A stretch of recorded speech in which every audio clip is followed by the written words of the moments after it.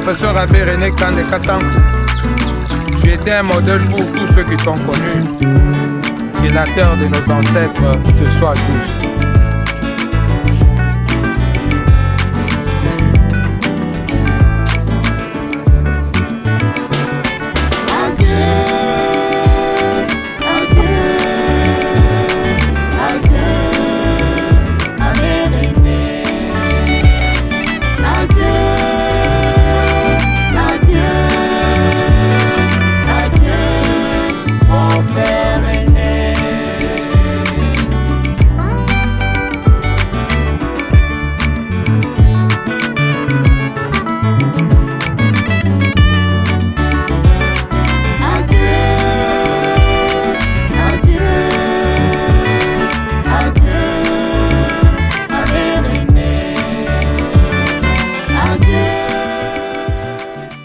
Votre attention, s'il vous plaît.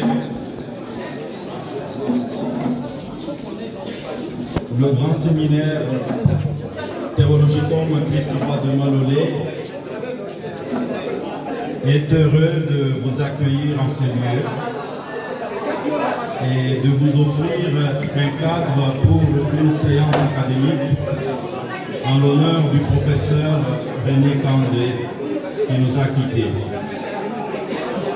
En attendant que le conférencier arrive, je vais demander aux séminaristes de pouvoir exécuter certains chants. Je souhaite au nom de notre maison, j'exprime mes condoléances les plus émues à la communauté universitaire de Vietnam. Merci. Mesdames et messieurs, après la célébration eucharistique, nous venons ici avec le co-professeur René Kande, qui était professeur de l'Université Notre-Dame du Kassai et scientifique qui avait une pensée qu'on doit aujourd'hui immortaliser. La raison pour laquelle nous allons faire ces séances académiques pour révéler au grand public sa pensée et lui rendre les derniers hommages. La séance académique sera présentée par le professeur Monseigneur Gilbert Kalumbo, qui est du droit d'un homme comme lui, et qui peut bien donc nous dire ce qu'a été la pensée du professeur René Kande. Professeur, que vous avez la parole. Excellence, Monsieur le Gouverneur, Messieurs, Madame la Rectrice de l'Université Notre-Dame du Kassai, Messieurs les lecteurs, Messieurs le DG, Messieurs les professeurs, Messieurs les chefs de travaux, Messieurs les assistants, chers étudiants et étudiantes. Le professeur Kande René, c'est quelqu'un que j'ai connu depuis notre lycée. Son nom est René Kande Katankou. On l'a dit à l'église, il est né le 21 avril 1955-56, ordonné prêtre le dernier jour du mois d'août en 1981 en compagnie de ses collègues, confrères, dont Monseigneur Marcel Madeleine. Il a fait son école primaire ici à Kananga au Petit Collège, l'école secondaire, une partie au Petit Collège et le reste au Petit Sévère. C'est là que nous sommes.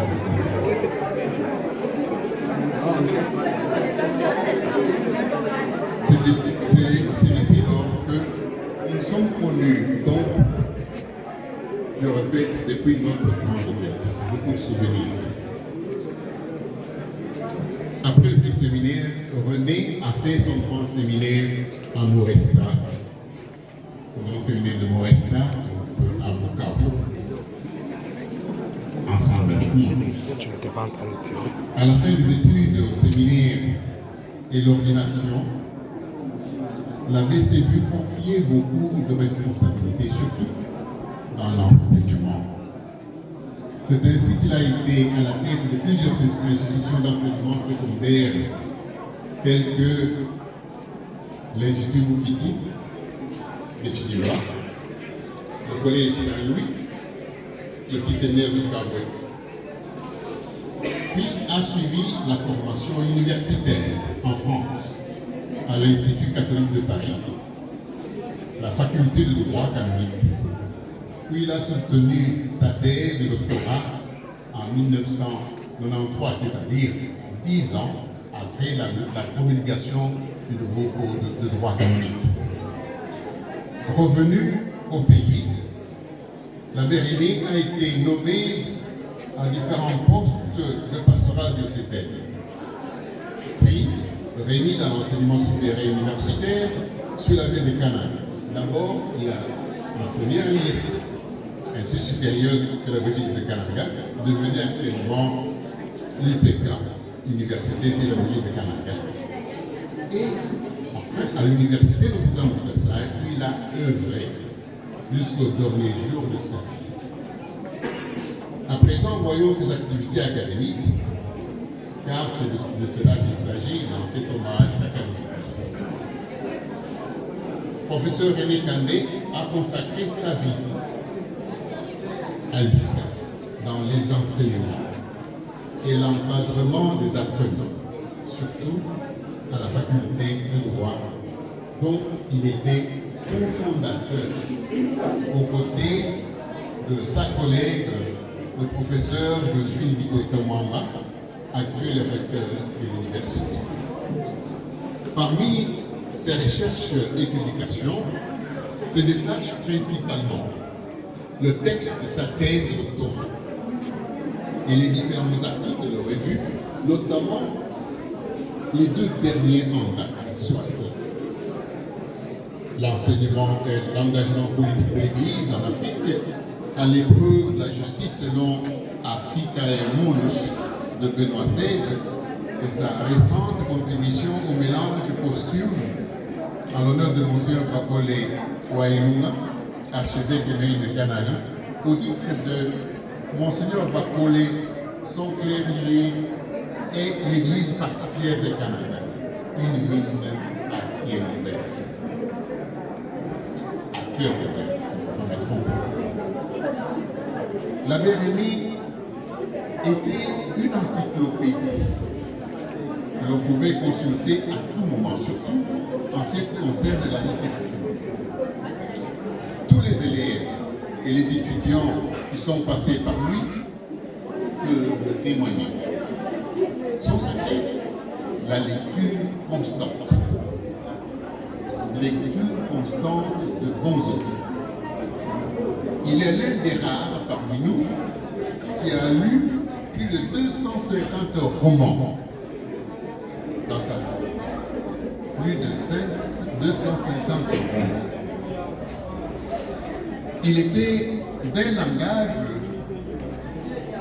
d'un style et d'une expression non seulement fignolée, mais aussi peaufinée et riche en couleurs. Mais revenons à sa pensée, celle qui a trait à sa spécialisation en droit canonique. Il disait qu'il avait fait ses études en droit canonique à la faculté de droit de l'Institut catholique de Paris. Il a défendu sa thèse le mardi 1er juin 1993. Et le titre était Paul VI et les églises africaines, jalons d'un droit canonique africain. Et c'est là qu'il a amorcé ces jets de réflexion. Présentation solennelle par le pape le jeudi 3 février 1983 du nouveau code devant les membres de la curie romaine, le corps diplomatique accrédité auprès du siège les professeurs, les étudiants des facultés pontificales de droit canonique et de nombreux juristes de divers pays. Littéralement, j'ai voyagé avec le Saint-Père dans les hauteurs et aspirations assouvies et parfois inassouvies de toute l'Église, tant universelle et particulière. Des séquences. Si tu veux faire une bonne vidéo, il faut prendre séquence par séquence. Et la clé pour comprendre le sens du droit dans l'Église, c'est l'histoire du peuple de Dieu. Et surtout, le lien étroit qui existait entre l'Alliance et la loi. Et il m'était important de piger 4 choses. C'est là la dernière, la pigée 10 ans après. J'ai défendu en 1983, elle a défendu en 1993. La première chose, j'ai pigé que le droit est important pour l'Église, puisque celle-ci est une société constituée et organisée. Et un tel droit sera toujours animé par la charité et ordonné à la justice. Le quatrième point que je comprenais était que, comme et en tant que l'Église, société constituée et organisée, pérégrine encore sur la terre, elle sera, selon l'expression de Paul VI, semper formanda.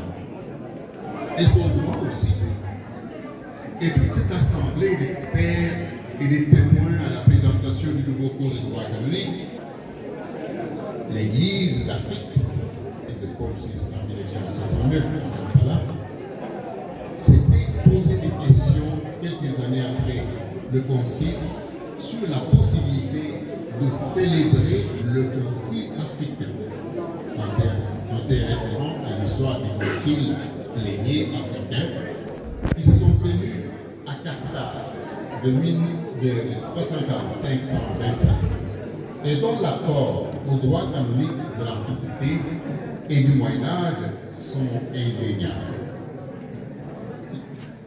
L'on parlait alors des conditions nouvelles pour l'évangélisation en Afrique, alors que l'on jugeait que les conditions n'étaient pas réunies pour un concile proprement dit africain. Et le exemple de un président disant non, il a anticipé. Il a convoqué en 1989 une assemblée spéciale pour l'Afrique, le synode des évêques, au cours de laquelle les chrétiens d'Afrique devaient préciser petit à petit leurs attentes pour la célébration de l'éventuel concile africain. Cette assemblée spéciale a eu lieu à Pâques en 1994. Notons bien que c'est à cette époque, soit entre 1977 et 1989, qu'il y a eu un foisonnement de réflexion théologique, ecclésiologique et historique des auteurs africains sur le sujet de la célébration d'un concile africain et la possibilité d'avoir un droit canonique africain. Parmi ces auteurs, il y a eu des ténors, surtout qui provenaient du Zaïre, actuellement la République démocratique du Congo, et de l'Afrique de l'Ouest, notamment du Cameroun et du Nigeria. On peut citer quelques-uns d'entre eux. Jean Martel, Oscar Dumeni-Bush, Engelbert Ben, Marie-Pierre Etundi, Tarsis Chibamba, Efoué Julien Penou, Ego Sibla, Alphonse Nidrouché, Achille Dembé, de Montagne, Alun Diop et Meirad Kébé. Reprenons ici l'idée de Paul VI à Kampala et qui a animé toute toutes les couches des penseurs africains pour y célébrer l'inclusif et renouer avec le passé, comme je l'ai dit, le passé antique chrétien africain. Le pape Paul VI avait déclaré dans son discours historique aux évêques africains en ces termes, au sujet du christianisme africain. Cette expression, c'est-à-dire le langage, la façon de manifester l'unique foi, peut être multiple et par conséquent originale, conforme à la langue, au style, au tempérament et au génie, à la culture qui professe cette unique foi. Sous cet aspect, un pluralisme est légitime et même souhaitable. En ce sens, disait le pape, vous pouvez et devez avoir un christianisme africain. De ces paroles papales, il en découle un christianisme africain, comme il en est dans notre christianisme. Il y a nécessité d'une théologie propre ayant pour but d'aboutir à une compréhension de la même révélation par voie différente. Mutatis à chaque expression du christianisme, non seulement sa théologie, son histoire, mais aussi son droit. D'où le titre si provocateur, inspirateur de la thèse de doctorat du professeur Abbé René Kandekaba, Paul VI et les églises africaines, jalon d'un droit canonique africain. Il s'agit de titre provocateur, inspirateur, car il est question de savoir, d'une part, que le droit ecclésial est dans sa majeure partie d'inspiration européenne occidentale. Et d'autre part, qu'il régit notamment d'une portion d'Africains du fait de leur statut de membre de la société ecclésiale. En fait, l'Africain qui, par l'acte juridique de baptême, devient personne physique dans ces sociétés, c'est-à-dire sujet de droits et d'obligations, ne doit pas devenir européen à travers sa soumission au droit, véhiculant la culture européenne. De même, le respect de l'africanité requiert-il la production des droits pour les églises africaines. Comment arriver à ce droit? Par quel droit? Est-ce par l'inculturation du droit canonique en Afrique ou par la canonisation du droit coutumier africain? That's the question. Ce n'est pas pour rien que le professeur Kandé s'est attelé à enseigner le droit coutumier à la faculté de droit de l'université de Ghana. Et ce pour plusieurs années. Cherchait-il à ecclésialiser ou canoniser les coutumes africaines, c'est-à-dire à les recevoir, à les intégrer dans son corpus de normes? Voilà la tâche qu'il laisse aux générations des juristes et philosophes. Qui discours scientifique nous conseille de l'Université conseil du moyen Oscar dans son discours théologique néo-africain devrait se terminer par pointer. Eh bien, c'est lui, le professeur Abbé René Kandekaba, dans son Paul VI et les églises africaines, jalon d'un droit canonique africain, avait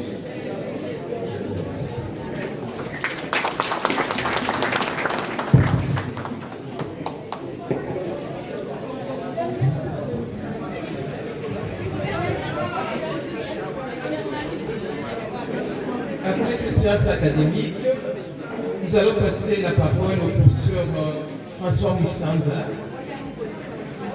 afin qu'il donne un témoignage sur le professeur René Kandé. Professeur, vous avez la parole.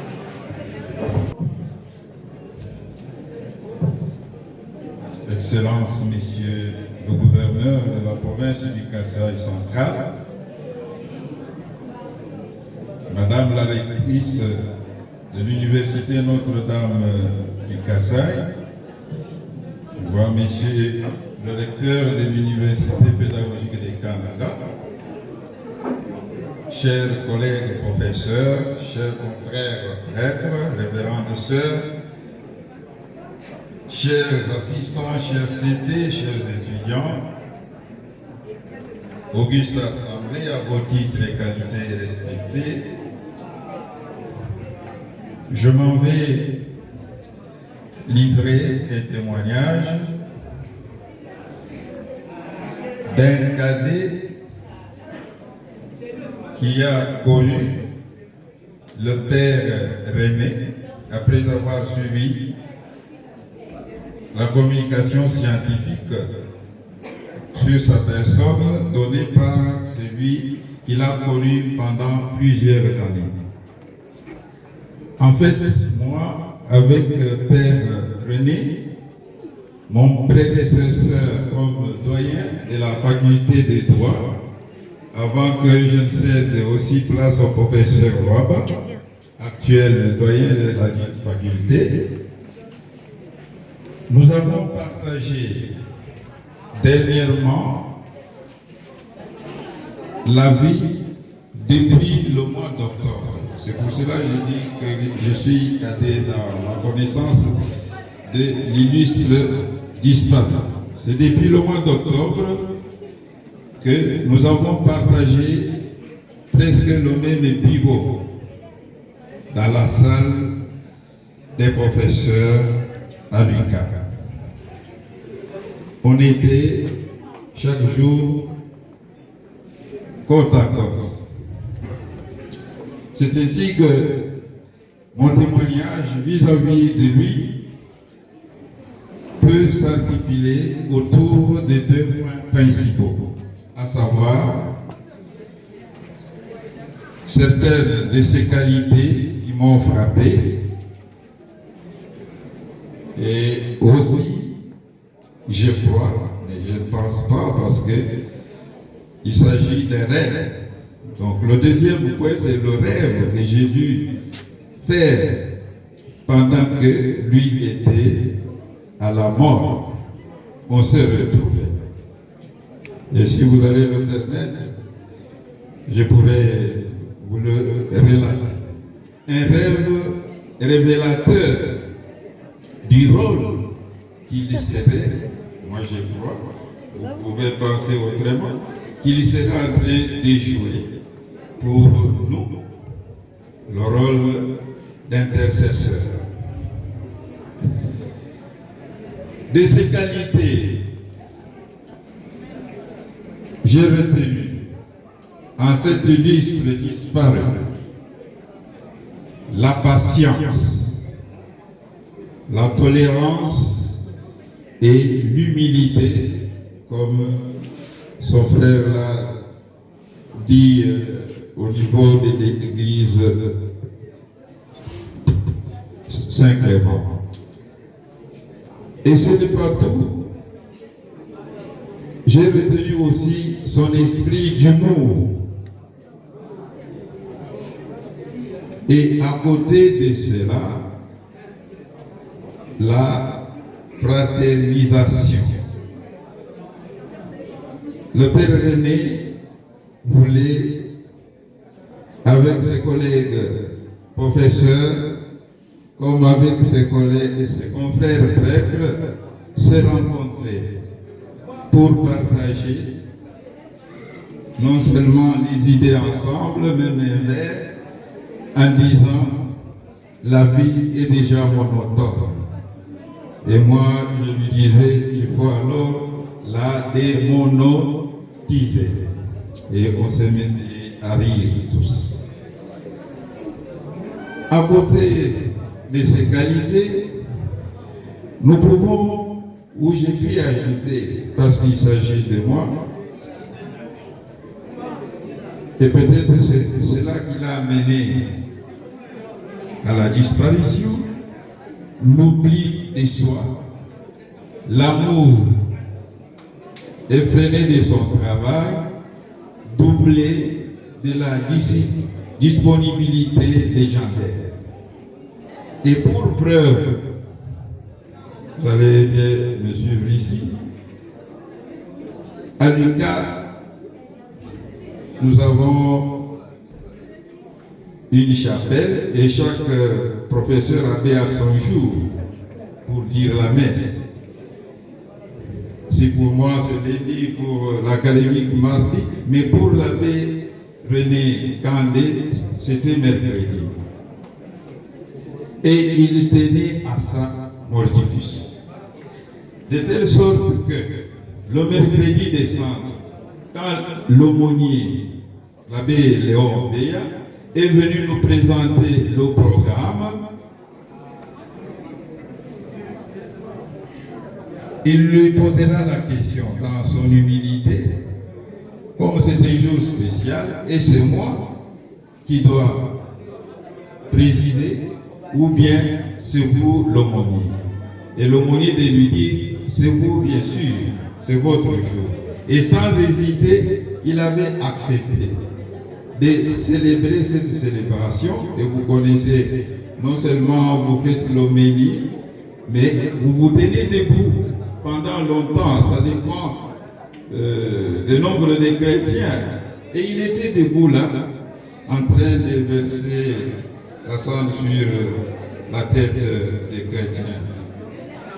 Et en acceptant, il savait que le soir, il avait le même exercice dans sa paroisse, là où il est vicaire dominical. Donc, dans la paroisse Mamoua-Wakarmé.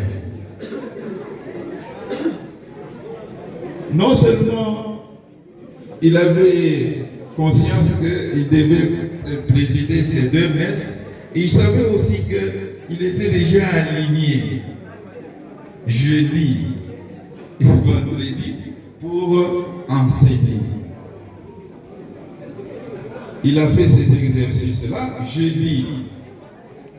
Quand il vient pour enseigner, selon ces raisons sanitaires, il commençait à 8h30 et il terminait à 10h30. Mais imaginez-vous que ce jeudi-là, il est allé jusqu'à 12h. Après, donc jeudi après décembre, le mercredi décembre. Il est allé jusqu'à 12h.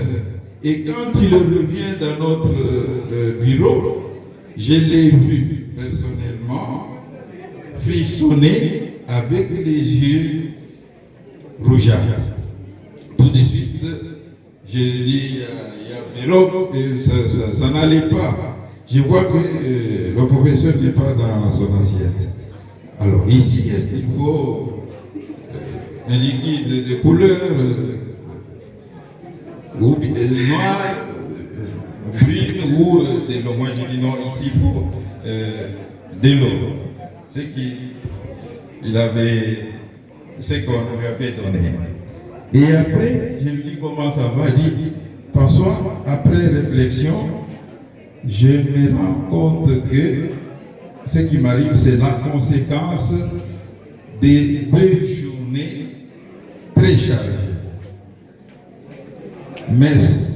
Deux messes mercredi et les cours. Et moi je lui ai dit, mais d'habitude vous allez jusqu'à 10h30. Qu'est-ce qui vous a pris? Oh, moi-même je ne comprends pas. Alors ça m'a poussé à trouver en lui l'oubli de soi, alors qu'il savait qu'il a des problèmes de santé. Et je dois vous dire que l'abbé René, après avoir pris de l'eau, il a dû attendre le transport pour retourner à la maison et nous connaissons la suite. Je pense que je peux vous donner mon rêve ou vous êtes trop scientifique et vous n'en avez pas besoin. Mais moi, je crois que c'est mieux de les donner. Alors, nous sommes rendus compte que, au niveau du premier point, que l'abbé René a été non seulement un prêtre, mais aussi un professeur. Et avec l'oubli de soi et l'amour de son travail, il a dû manifester à la face du monde qu'il est prêt pour servir en tant que professeur et en tant que prêtre, en s'oubliant soi-même. Et pour ce qui est du rêve, les Freudiens sont ici, nous tous nous l'avons appris, nous savons ce que ça signifie, mais moi, je le disais, je crois, je ne pense pas. Donc, le rêve m'est arrivé comme ça. La nuit du dimanche au lundi, le soir, je me sentais très mal. J'étais allé très tôt au lit. Et c'est pendant mon sommeil que j'ai rêvé le Père René. Je l'ai vu. Alors, tout de suite là, moi je me suis dit, mais vieux, comme je l'appelais, mais nous t'implorons, tu es déjà mort. Alors il me dit, bon, François, viens voir là où je reste. Nous sommes arrivés, et puis j'ai trouvé là des gens que je connaissais, déjà décédés. Alors, certains voulaient me retenir là. Quand j'ai dit que il était là comme pour intercéder pour moi. Alors, certains voulaient me retenir, mais le Père René me retirait de leur main. D'autres disaient non, il peut retourner. Mais il y a eu l'acharnement d'un qui était décidé pour que je ne puisse pas. Alors, et tout de suite, c'est comme si le Père René connaissait ce monsieur-là. Il m'a pris et directement, il y avait devant un véhicule, il m'a projeté là-bas. Et quand le monsieur voulait bondir, le portail fermé et la voiture avait démarré. Et je m'étais réveillé et j'ai dit bon. Alors c'est pour cela que j'ai dit pour moi, bon, vous pouvez, comme le disent, il est très critique, il peut douter, mais moi, parce qu'il ne va penser, mais moi, je crois. Ce qu'il a fait, c'est ce qu'il est en train de faire pour nous. Si nous croyons qu'il y a l'intercession, ça peut, et lui qui était là pour nous conseiller, nous réunir comme confrères et collègues professeurs, je pense qu'il connaît nos misères, nos souffrances. Il ne peut qu'intervenir et il ne pouvait pas accepter que François puisse s'échapper aussi. Alors, et je vais finir par lui adresser ces paroles. Cher aîné scientifique et sacerdotal, la mort nous tue. Et c'est notre dénominateur commun.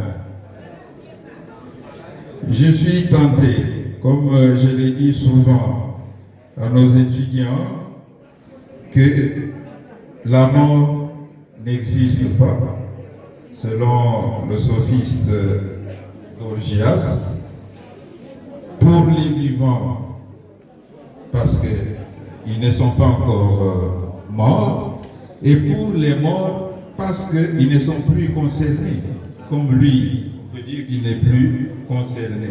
Et nous, tant que nous respirons, la mort, mais cela, comme vous le savez, cher aîné, nous avions dit que c'était un faux syllogisme, information.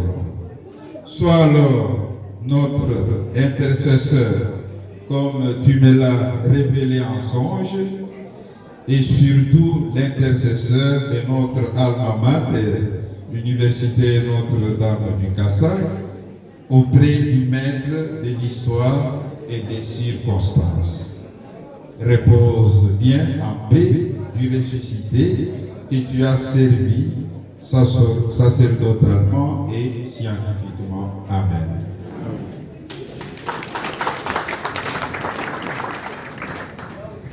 Nous avons pris la première promotion de la faculté de droit de l'UQAM, le chef des travaux, même doctorant, Médard Moulenga, qui va passer ici devant nous pour un peu donner le témoignage du professeur René Kandé.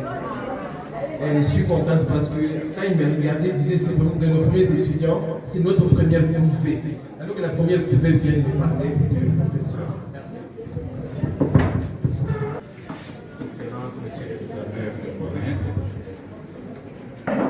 Madame la rectrice de l'Université Notre-Dame de Kassai,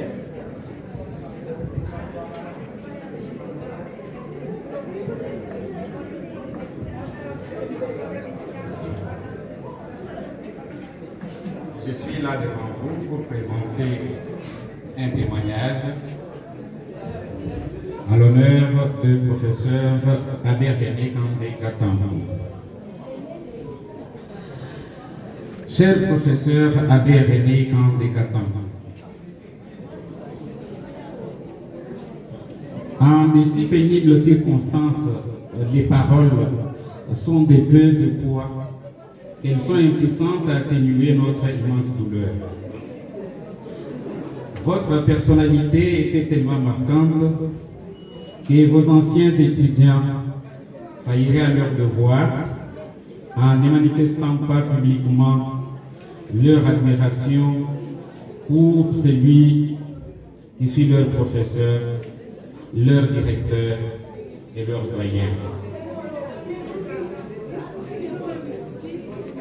Monsieur le professeur René Kandé s'imposait à tous ses étudiants par sa vaste culture, par sa connaissance, son sens de l'humour, sa discipline et ses méthodes de travail. Avec lui, nous avons appris à nous découvrir en réfléchissant sur les motivations profondes de notre choix de la science juridique dès l'entrée en première année graduale. Tous ceux qui ont suivi ces enseignements du droit civil des personnes, du droit coutumier congolais, du domaine de l'État, du droit international humanitaire et des droits humains admirent encore son aisance langagière et sa manière de structurer ses cours qu'il corrigeait à tout moment. En dehors de l'introduction générale, ces enseignements étaient subdivisés en 3 chapitres sans conclusion. Le dernier chapitre était consacré aux enjeux majeurs et il me disait avec emphase: mon poisson à 3 parties, comme celui de mes frères de Wenge Musica.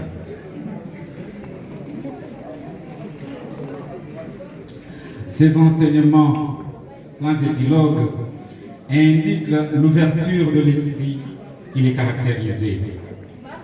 Il poussait ses étudiants à la recherche au lieu de se contenter seulement de notes de cours. Ouvrir les horizons pour des recherches ultérieures était fascinant pour les jeunes étudiants qui devraient compléter leurs connaissances par la lecture à la bibliothèque. Monsieur le professeur René Kandé Katambo était aussi le symbole de la justice et de l'équité. Alors étudiant en première année, au collège Saint-Louis où nous avions élu domicile, nous faisions face au manque de sièges pour apprendre.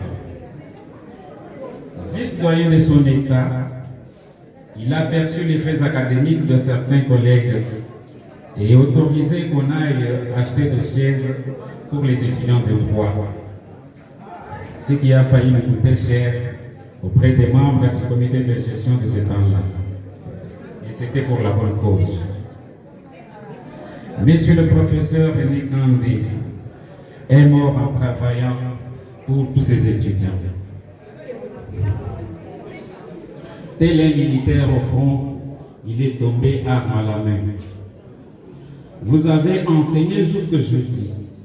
Et après cours, vous avez demandé au secrétaire facultaire de ne pas vous aligner la semaine suivante parce que vous aviez besoin d'un petit repos.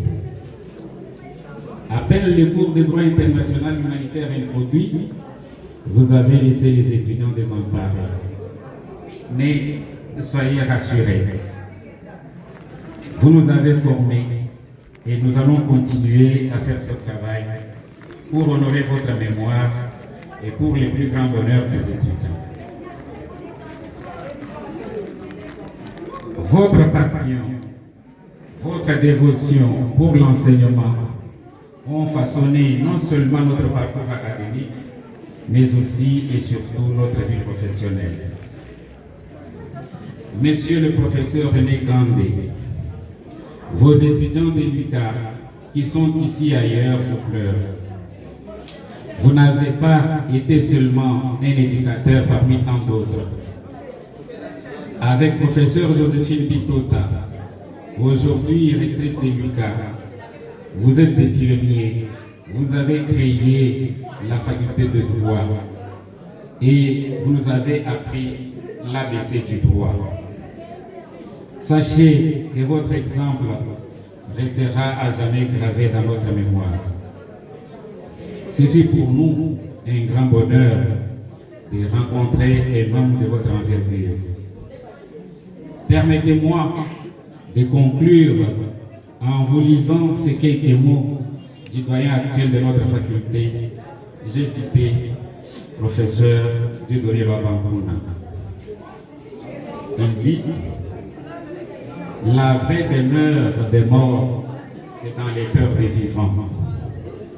Le malheur d'avoir perdu le professeur Abbé René Kandé ne peut en aucun cas nous faire oublier le bonheur de l'avoir connu comme aîné, formateur, maître, doyen et prêtre. Cher professeur, qui d'entre nous oubliera ces boutades sages et bien articulées qui faisaient renaître un sourire sur chaque visage?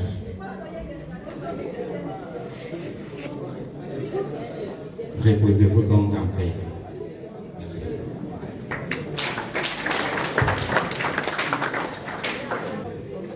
Mesdames et messieurs, je vois que nous avons terminé avec la séance académique. On peut déjà se diriger vers le cimetière. Seule la famille biologique reste dans la salle. Tout le monde, nous sortons. Merci. Na mobembo na yo wana mokili aberene bato nyonso bazali kolobelela bolamu na yo otikali likonzi na ntaka ya mitema ya biso otikali likonzi na ntaka ya mitema ya biso aberene Kandé. Des admirateurs te plairent: Soni Medar Kazadi, Arlette Mbouyi, Rosalie Kabendi.